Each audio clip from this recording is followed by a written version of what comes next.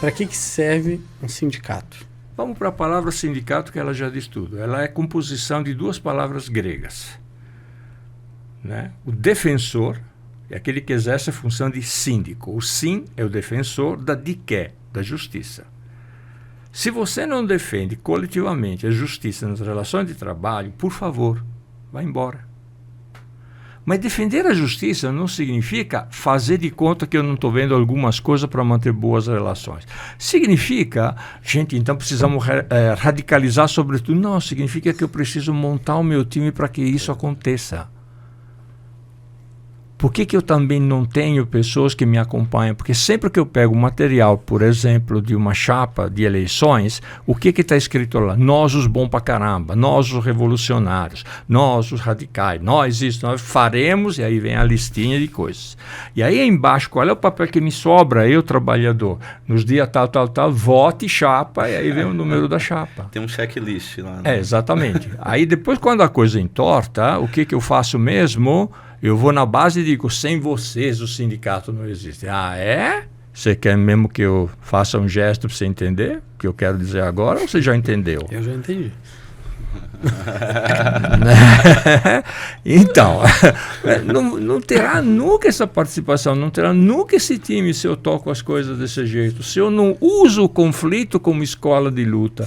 E esse conflito vai começar nessa respostinha miúda e tal, mas o cara começa a se sentir sujeito. Como é que se treinavam os militantes nos anos 70? Você nunca fez nada? Vai lá e rasga esse cartaz. Ué, rasgar esse cartaz, a empresa põe outro. Tá bem, você vai rasgar essa porra.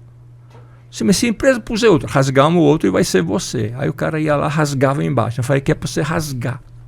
Na época eu não tinha câmaras de vídeo. Mas por que eu estou pedindo para ele rasgar o cartaz? Ué, você está concordando? Não, então rasga. Se você é incapaz de rasgar um cartaz, amanhã você não será capaz de fazer uma greve dentro da qual você pode ser preso e torturado. E isso é defender a justiça. Mas eu preciso começar a treinar cada soldado, digamos assim, não gosto muito dessa analogia, mas fazer o quê? Né? Eu preciso treinar cada um na resistência para mostrar que é possível criar essa rede. E criando essa rede, para onde eu levo esse coletivo depois? É para essa defesa da justiça. Isso para mim é ser sindicato. Isso para mim é ser sindicato. Agora, sempre que eu vou no sindicato, as pessoas estão preocupadas em me mostrar a sede. Se tem uma coisa que não é sindicato, é aquela. Ou a confusão com a diretoria, né? Ah, porque o sindicato fez isso, foi a diretoria. Ou senão a sede social, ou quantos computadores compraram. Bem, não estou dizendo que isso não serve para a luta. Mas estou dizendo que isso é insuficiente se eu deixar passar as injustiças do capital. E aí não importa qual é a tua tendência, qual você está deixando passar ou não. Porque eu conheço sindicatos que, pela sua configuração, você diria, não, esse cara é um negociador. Não, mas esse cara não está deixando passar uma. Esse cara enfia o dedo no nariz lá do prefeito, etc., quando é necessário, e vai para cima. Mas as pessoas podem não acompanhar. Tá bom, nós estamos indo para cima e dizendo para as pessoas, se não vierem junto, ó, vai ter. E estamos ensinando elas a começar a defender no seu cotidiano essa justiça. Se isso não acontece, bom, teoricamente o sindicato bem, a gente escreve uma tese. Tem sindicato até de direita, né? Muito. Jorge, queria que você também respondesse essa pergunta assim, para você, o que você acha, para que serve o sindicato? Bom, nesse tempo que eu tô, não é muito tempo que eu tô no movimento sindical, mas é uma percepção que eu tenho na atuação é que o sindicato ele tem que incomodar. Eu acho que ele tem que incomodar. Porque o incômodo, ele gera questionamento, né? Na realidade do trabalhador. Eu acho que quando ele incomoda, o trabalhador passa a refletir mais sobre sua condição, né? Em diversos aspectos, né? Econômica, social, na dimensão do próprio trabalho.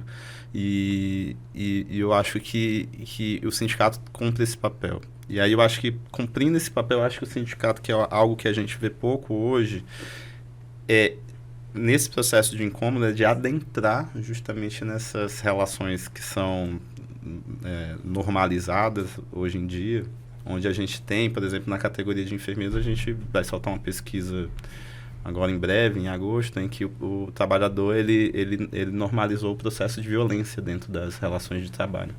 Ele já acha que faz parte do trabalho ele ser violentado. Ele sofreu uma agressão física, verbal...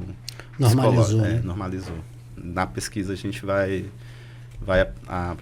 apresentar isso. O sindicato ele tem que gerar um incômodo no sentido dele enxergar por que isso acontece, que é um sofrimento e que ele não tem que fazer parte do trabalho. E fazer essa relação com essas questões mais imediatas com as questões mais globais, né? A discussão mais política. Eu vou dar até um exemplo do que a gente fez no início da pandemia. Eu não sei se o Emílio, o Paulo lembra, mas o Sindicato dos Enfermeiros foi o primeiro sindicato a fazer um ato público durante a pandemia de Covid-19 na Praça dos Três Poderes.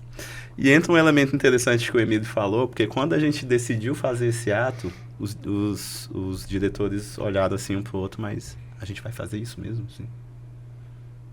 Eles assim, tinham uma dificuldade de fazer uma irrupção naquele momento. E pensam, não, a gente vai ocupar a Praça dos Três Poderes.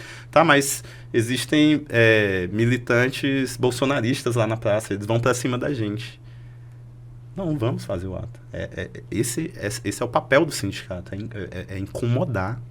A gente vai para a Praça dos Três Poderes, inaugurar um processo de mobilização que ainda não existe no Brasil em relação ao período que a gente está vivenciando, para a gente começar a fazer a discussão sobre o que significa a pandemia no Brasil. O que significa o Sistema Único de Saúde. Então, quando a gente levou essa dimensão da morte, né, entre os trabalhadores, das condições de trabalho, a gente conseguiu estourar uma bolha, né? A gente teve dirigentes nossos dando entrevista para o Guardian, para jornais, né, fora do país, porque eles estavam questionando o que a gente quis fazer naquele momento, né? E teve militantes, mulheres, que foram enfrentadas por um militante bolsonarista com um dedo na cara, ameaça de agressão, e outra enfermeira que estava lá no momento entrou na frente dele e falou, aqui não, aqui eu estou defendendo a nossa militância e o direito da gente fazer uma manifestação. Aquilo foi um exemplo emblemático para nós, porque fez trabalhadores que, obviamente, são dirigentes sindicais, não tanto com a experiência do movimento sindical, mas de se colocar numa posição onde eles estavam num processo ali disruptivo, de irrupção, né? Tipo assim, olha, eu estou saindo da minha condição aqui de um dirigente, eu estou fazendo um enfrentamento, né? Isso é muito educativo, né? Foi tão interessante esse processo que ele gerou, a partir daquilo, toda a discussão sobre o piso salarial da categoria. Porque a categoria ficou em evidência e a gente passou a discutir a nível, né, de legislativo e também executivo também. E depois judicial. O judiciário também, que foi né, sofremos, obviamente, derrotas no processo de implementação do piso, mas foi um processo muito educativo. Aqui, por exemplo, em Brasília, a gente fez greves praticamente todos os anos por conta do piso salarial, o que não é comum na nossa categoria. Assim como também em outros estados do Brasil também, a categoria saiu em greve. Em BH tivemos uma manifestação com 80 mil profissionais da enfermagem. Aqui no DF a gente fez uma com 15 mil ali na frente, com greve em 2023 de mais de uma semana na frente do Ministério da Saúde, inclusive com enfrentamento com a polícia. Então, uma categoria que se diz que historicamente não tem uma experiência de luta, você passou a ter uma categoria que fez um enfrentamento importante. E pautou a discussão, obviamente, sobre saúde pública, sobre o Sistema Único de Saúde.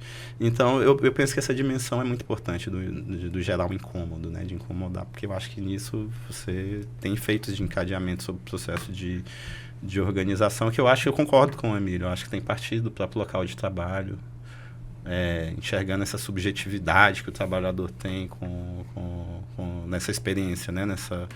Nessa relação. E é óbvio, assim, o sindicato dos enfermeiros tem lançado pautas para os grupos, né, sociais, né, pensando nessa interseccionalidade, como a gente consegue transversalizar o debate com um recorte de classe dentro do sindicalismo, né, a partir dessas pautas, né, a partir da subjetividade do trabalhador. Isso tem sido um atrativo também.